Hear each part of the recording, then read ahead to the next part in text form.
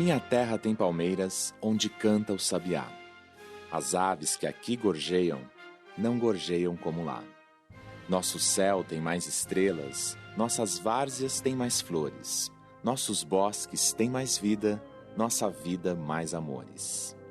Em cismar sozinho à noite, mais prazer encontro eu lá. Minha terra tem palmeiras onde canta o sabiá. Minha terra tem primores, que tais não encontro eu cá. Em cismar sozinho à noite, mais prazer encontro eu lá. Minha terra tem palmeiras onde canta o sabiá. Não permita, Deus, que eu morra sem que eu volte para lá, sem que desfrute os primores que não encontro por cá, sem que ainda viste as palmeiras onde canta o sabiá.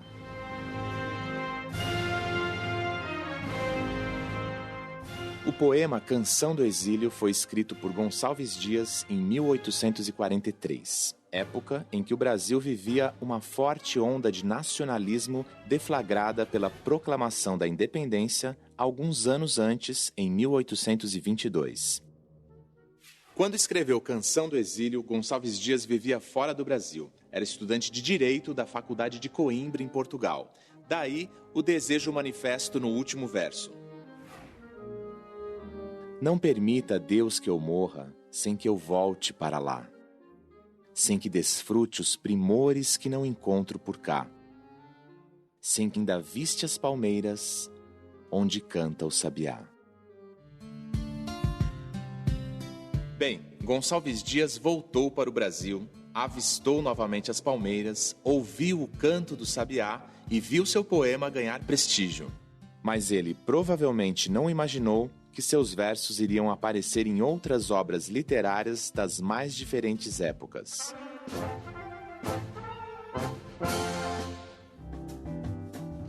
Mais de 60 anos se passaram e outro poeta, Joaquim Osório Duque Estrada, venceu o concurso para a escolha da letra do hino nacional brasileiro com o poema que cita versos da Canção do Exílio de Gonçalves Dias. Nosso céu tem mais estrelas, nossas várzeas têm mais flores, nossos bosques têm mais vida, nossa vida mais amores. Do que a terra, mais garrida, teus risonhos lindos campos têm mais flores, nossos bosques têm mais vida, nossa vida no teu seio mais amores. Essa inserção de um texto em outro tem nome. Se chama intertextualidade implícita. A intertextualidade implícita é quando partes de outros textos estão de alguma forma marcados no texto novo.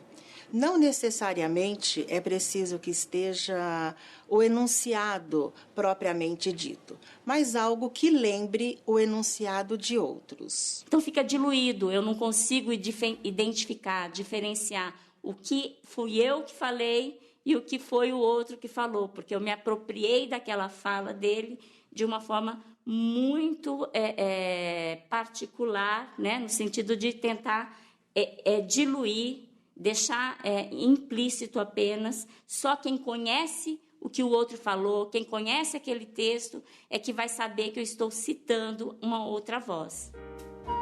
E se você pensa que a intertextualidade com a Canção do Exílio parou no hino nacional, se engana. Nos anos 20, auge do movimento modernista no Brasil, Oswald de Andrade se debruçou sobre o poema de Gonçalves Dias para escrever o seu Canto de Regresso à Pátria. Veja um trecho. Minha terra tem palmares, onde gorjeia o mar. Os passarinhos daqui não cantam como os de lá. Minha terra tem mais rosas e quase que mais amores.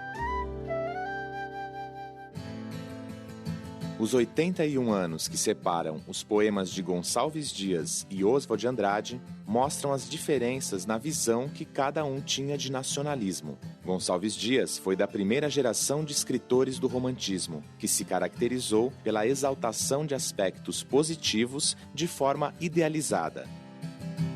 Oswald de Andrade foi um dos precursores do movimento modernista e sua obra tem tom crítico. Enquanto que Gonçalves Dias diz: minha terra tem palmeiras onde canta o sabiá, o Oswald, numa atitude bastante crítica, diz: minha terra tem palmares onde gorjeia o mar.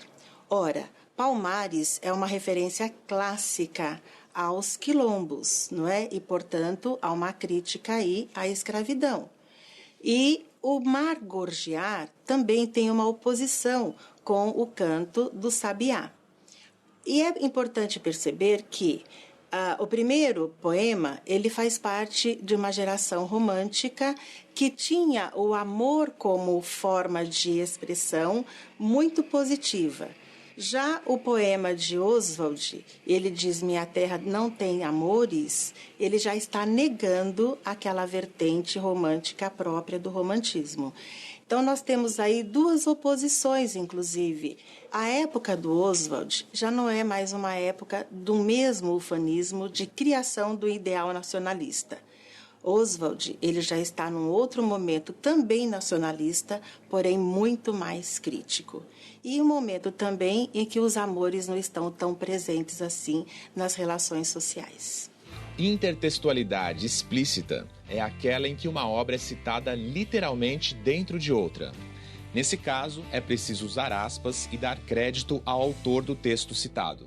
Quando a gente vê numa notícia de jornal, ou numa reportagem, ou num artigo de opinião, o autor do texto citando literalmente, né, a fala do outro, né, quando eu vejo trechos de depoimentos que as pessoas deram para reportagens, para notícias, ou citações que o autor de um artigo de opinião faz para reforçar a sua argumentação, né, cita um especialista no assunto.